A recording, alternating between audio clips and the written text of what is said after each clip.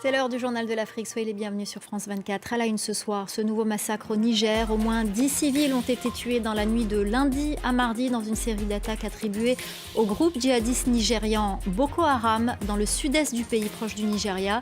Nous serons à Niamey dans ce journal. Nous irons également en Tunisie. Vous verrez que les femmes originaires d'Afrique subsaharienne arrivées dans le pays ont parfois du mal à se faire une place, même si les mauvais traitements et le racisme n'empêchent pas certaines de réussir. Et à la fin de ce journal, nous vous emmènerons à la rencontre d'une dénicheuse de talent nigériane. Son agence repère les futurs top modèles qui défileront sur les podiums aux quatre coins du monde. Reportage à suivre à la fin de cette édition. Le Niger, de nouveau frappé par les attaques terroristes. Cette fois, c'est le sud-est du pays qui en a été la cible. Cette zone proche du Nigeria a été frappée par une série d'attaques. Au moins 10 civils ont été tués. Un massacre attribué au groupe djihadiste Boko Haram. On part tout de suite à Niamey retrouver notre correspondant Harold Girard. Harold, pour l'instant, pas de déclaration officielle. Que sait-on exactement sur les circonstances de cette série d'attaques ? Effectivement, Myriam, pour l'instant... Merci beaucoup, Harold Girard, notre correspondant à Niamey. Merci pour ces précisions. Au Cameroun, l'enseignant devenu le symbole de la grève du secondaire qui paralyse le système éducatif depuis près de 3 semaines est décédé à l'âge de 49 ans. Amidou avait ému l'opinion publique.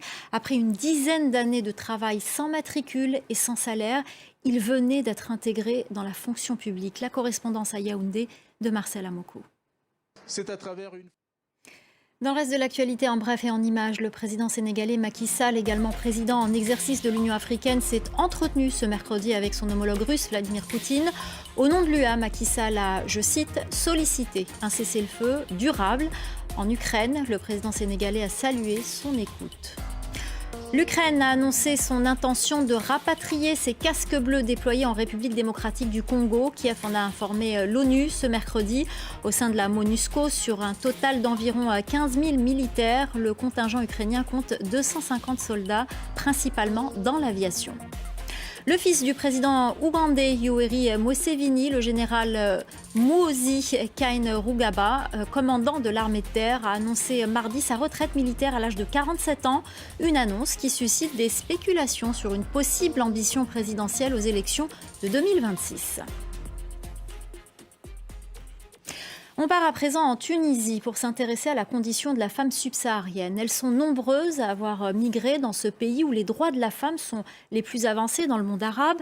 Mais ces avancées ne les aident pas forcément, même si certaines d'entre elles s'accrochent et parviennent à réaliser leurs projets. Reportage de Lilia Blaise et Hamdit Lili. Direction le Libéria, où la délinquance juvénile prend de l'ampleur. Après 14 ans de guerre civile marquée par l'enrôlement des enfants soldats, le pays a bien du mal à aider sa jeunesse, des jeunes souvent désœuvrés et livrés à eux-mêmes. Reportage de nos envoyés spéciaux, Anan Ferjani et Samuel Bernard. Et ce soir, on vous parle d'une chasseuse de tête. Elle s'appelle Elisabeth Isioro. Elle est cette pionnière de la mode nigériane, dirige une agence à Lagos, devenue une référence pour les plus grands directeurs artistiques mondiaux.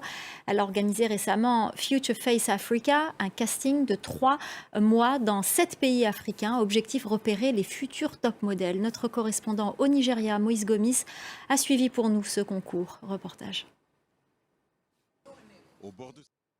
Voilà, c'est la fin du journal de l'Afrique. Restez avec nous dans quelques instants. La suite de Paris Direct avec Claire Bonichon.